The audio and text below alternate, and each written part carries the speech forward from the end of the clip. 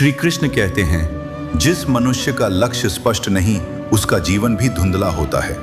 बिना लक्ष्य के व्यक्ति धरती पर बोझ बन जाता है, ना खुद कुछ कर पाता है, ना दूसरों को प्रेरित कर पाता है। श्री कृष्ण कहते हैं, लक्ष्यहीन मनुष्य उसी दीपक की तरह है जिसमें तेल तो हो पर बाती ना हो, रोशनी कभी पैदा ही नहीं होती।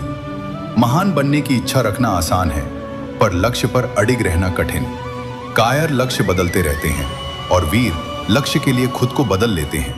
याद रखो, दुनिया तुम्हें नहीं रोक सकती अगर तुम्हारा लक्ष्य तुम्हारे डर से बड़ा है, और अगर डर ही बड़ा है तो समझ लो महानता तुम्हारे लिए नहीं।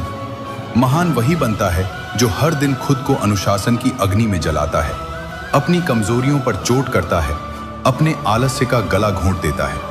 निर्णय करो, क्या तुम उम्र काटने आए हो या इतिहास में अपनी जगह बनाने? लक्ष्य चुनो और फिर पीछे मुड़कर मत देखो।